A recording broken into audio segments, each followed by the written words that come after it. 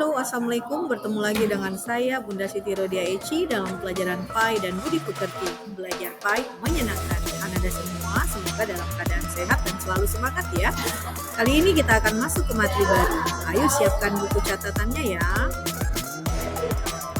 Anda semua semoga dalam keadaan sehat dan selalu semangat ya.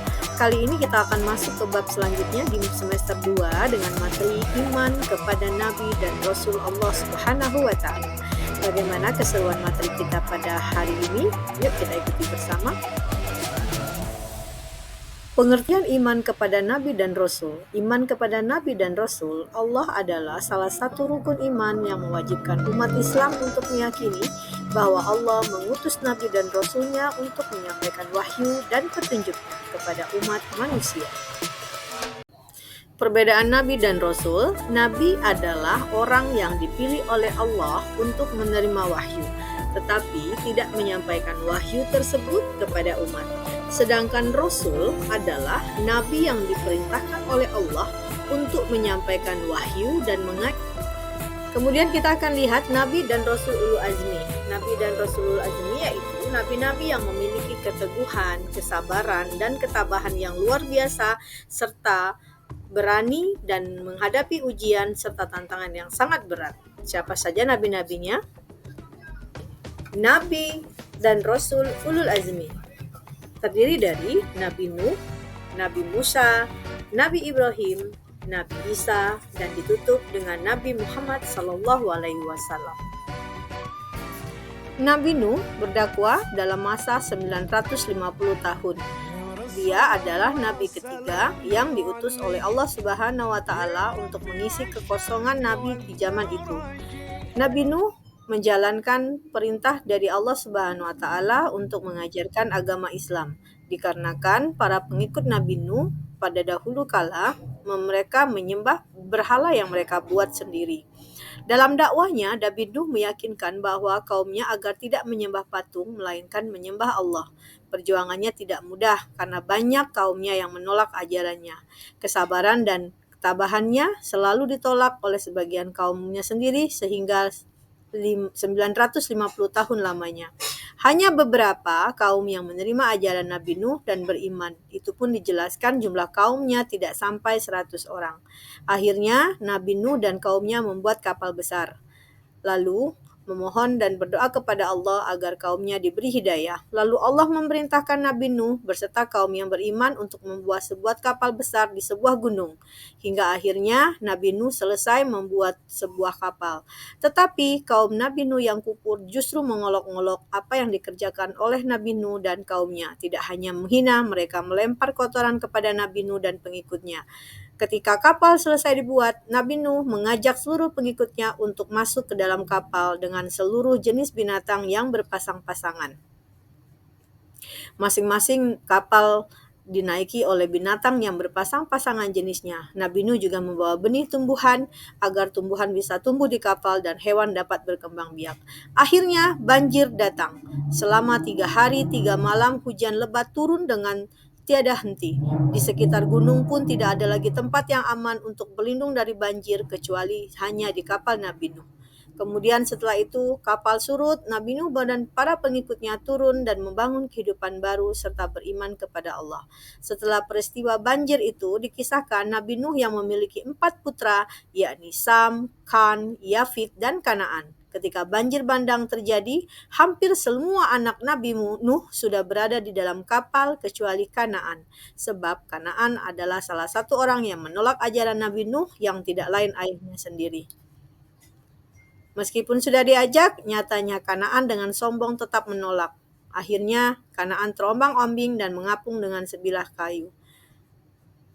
Hingga akhirnya dia tenggelam bersama orang-orang durhaka lainnya. Nabi Nuh memiliki gelar Ulul Azmi karena kesabarannya dalam memberikan dakwah kepada umat, meskipun yang mengikuti ajarannya hanya beberapa saja.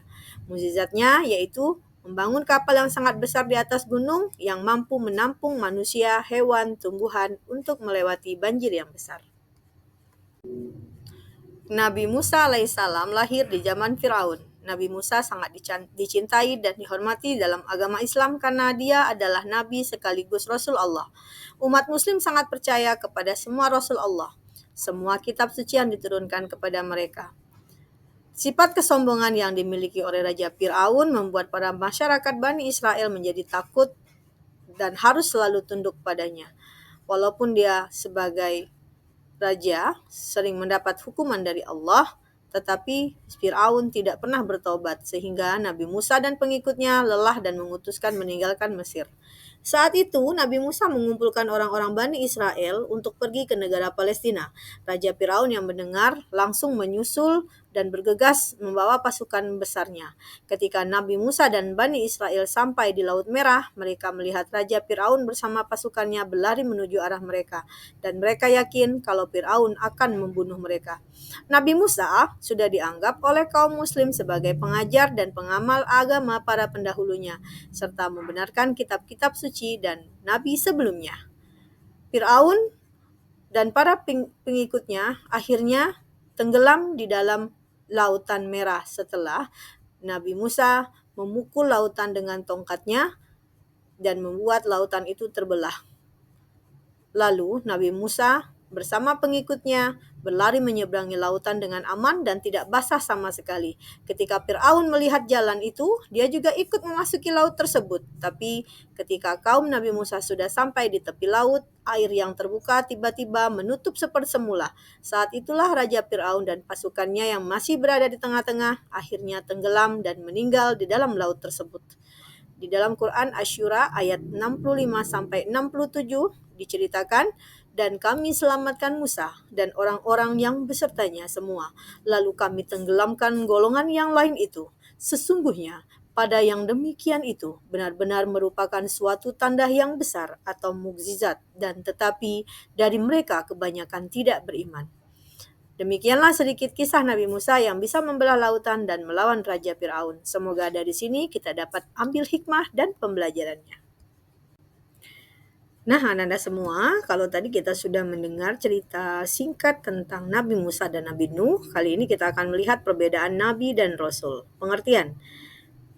Untuk Nabi, yaitu orang yang diberi kabar oleh Allah Subhanahu wa Ta'ala berupa wahyu untuk dirinya sendiri. Sedangkan Rasul, orang yang diutus oleh Allah dengan membawa risalah dan pesan tertentu dan disampaikan kepada manusia. Kemudian yang kedua, tugas dari Nabi yaitu mendapatkan wahyu dari Allah, tetapi tidak bertugas untuk menyampaikan kepada manusia. Jadi wahyu tersebut hanya untuk dirinya sendiri.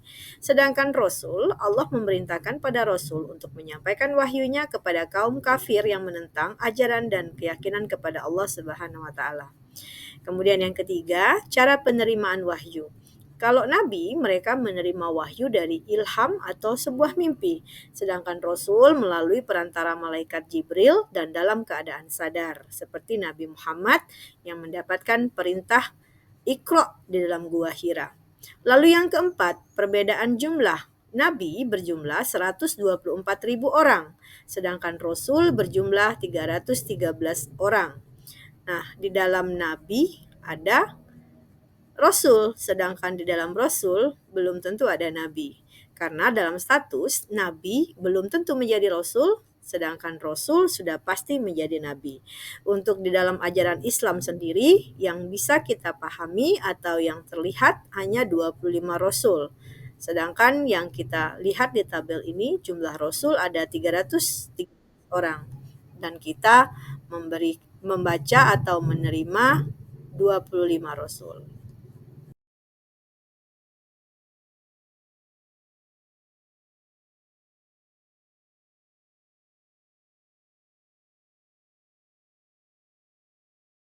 Nah, ini adalah tugas dari Ananda semua ya. Silakan ditulis pada buku catatannya. Kemudian Ananda artikan sifat-sifat Nabi dan Rasul.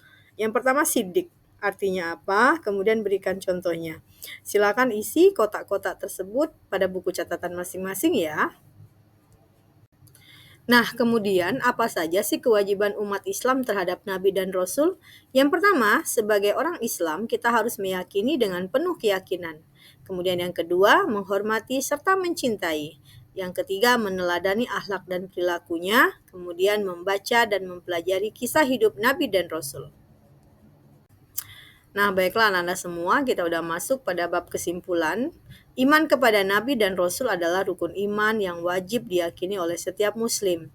Mereka adalah utusan Allah yang menyampaikan wahyu dan menjadi teladan hidup yang baik. Kisah perjuangan dan akhlak mulia para nabi dan rasul memberikan pelajaran berharga tentang bagaimana keteguhan iman, kesabaran, dan ketaatan kepada Allah. Sebagai umat Islam, kita wajib saling mencintai, menghormati, dan meladani mereka dalam kehidupan sehari-hari. Semoga kita termasuk dalam golongan orang-orang yang terbaik di sisi Allah. Amin ya robbal alamin.